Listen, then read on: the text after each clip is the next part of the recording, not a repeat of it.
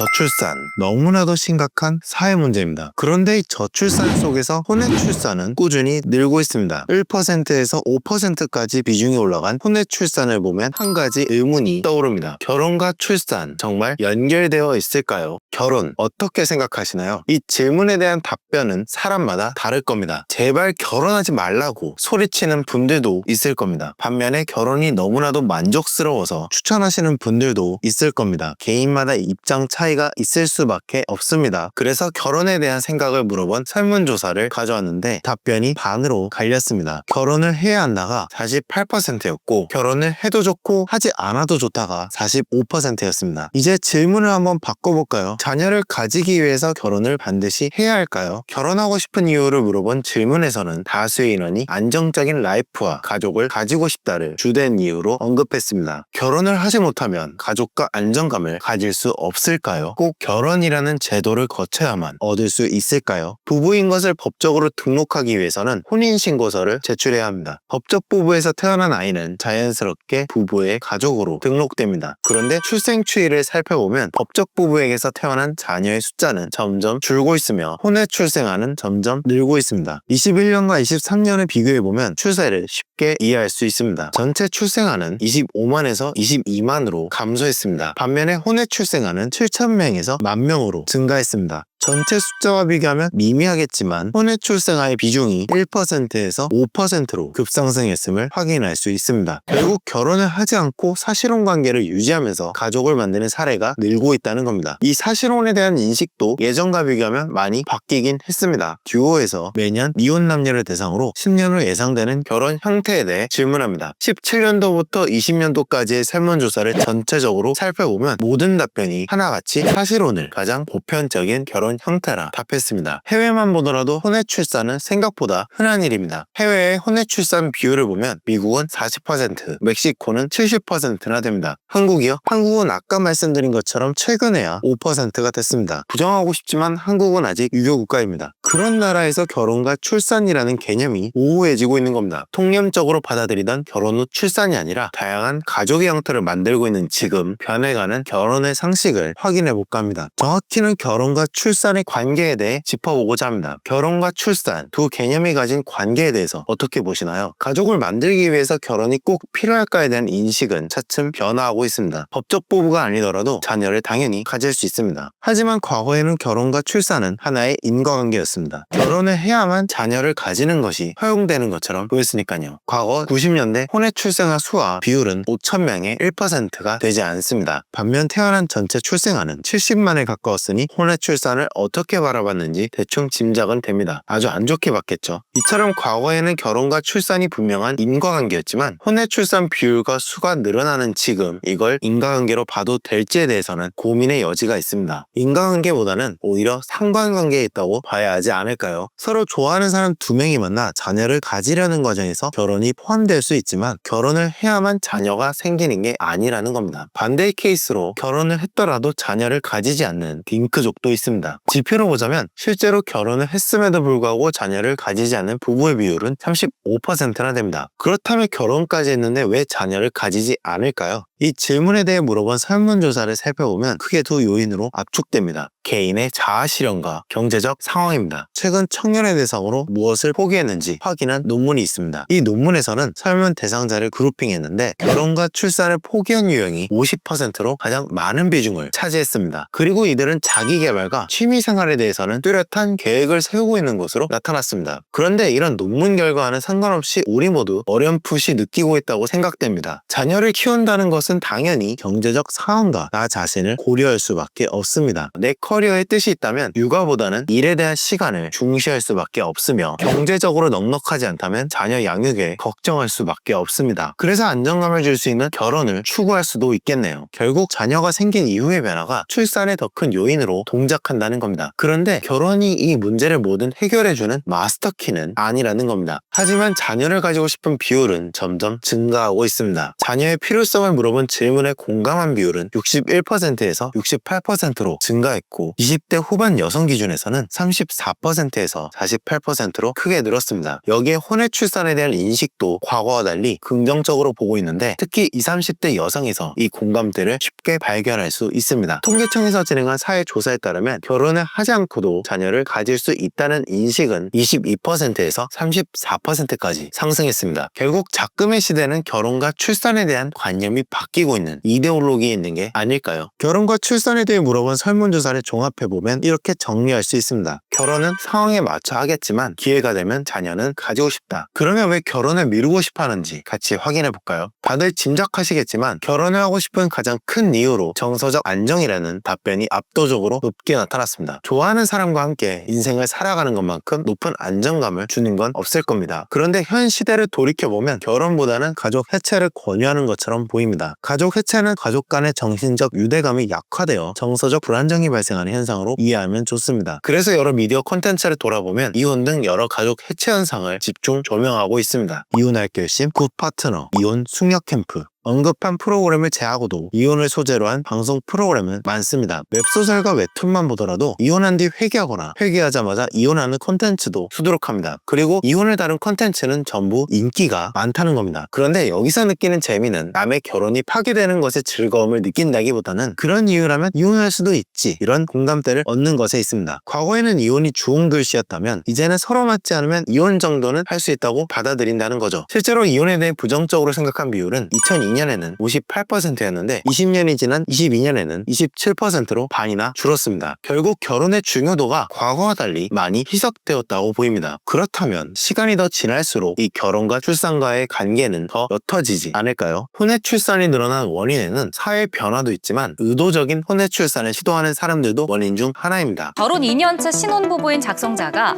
아이를 낳아도 혼인신고를 하지 말자는 아내의 제안을 듣고 충격적이지만 고민이 된다며 토로하는 내용이었는데요. 한부모 가정 또는 미혼 가정의 자녀 대상으로 정부는 고정적인 지원금을 제공합니다. 문화생활과 관련된 바우처와 월 20만 원에 해당하는 아동 양육비를 제공하고 있습니다. 아파트 청약에서도 유사한 혜택을 발견할 수 있는데 조건을 맞추고자 미혼 상태를 유지하는 케이스도 있습니다. 그래서 자녀가 생기더라도 혼인신고를 하지 않고 미혼 부모로 지낸 다음 호적에 늦게 올리는 방법으로 혜택을 최대한 땡기는 편법을 정리한 게시글도 쉽게 찾아볼 수 있습니다. 비양심적으로 보이지만 앞서 말한 것처럼 자녀를 결정하는 가장 큰 요인은 경제적 여건입니다. 이들이 이런 선택을 한 것은 결혼한 상태에서 자녀를 낳는 것보다 결혼하지 않은 상태에서 자녀를 가지는 게 더 이득이라는 판단이 섰기 때문입니다. 재테크 영상만 보더라도 의도적으로 혼인신고를 미루라는 콘텐츠도 너무 많습니다. 혼외 출산이 상승했다고 하지만 실제로 늘어난 수치는 2,000명밖에 되지 않습니다. 약 10,000명이 혼외 출생아인데 2013년에 혼외 출생아 수도 10,000명이었습니다. 결국 혼외 출생이 엄청 늘었다고 보기에는 사실 애매한 수치입니다. 그래서 줄어든 출산율과 경제적 상황 등을 고려해봤을 때 제도를 악용하기 위해 태어난 혼외 출산이 많을까? 아니면 정말 사회 분위기가 바뀐 여파로 혼외 출산이 늘었을까? 그 비율을 알기 어렵지만 청년 자산 실태 및 대응 방안을 조사한 보고서에 따르면 청약 당첨을 위해 혼인신고를 하지 않은 사례처럼 다양한 수단을 통해 부를 축적해야 한다는 생각이 보편적이라고 합니다. 이와 같은 사고방식이 퍼져 있다는 전제라면 명백한 의도를 가진 혼외 출산이 더 많은 비율을 차지하는 것으로 보입니다. 혼외 출산을 아무리 포장해도 아직 사람들의 시선은 냉정한 편입니다. 특히 그 한부모나 고아를 바라보는 시선을 피하기는 어렵습니다. 드라마에서도 이런 대사는 너무 많습니다. 천의 고아는 안 된다. 애비 없이 자란 놈은 인정 못한다.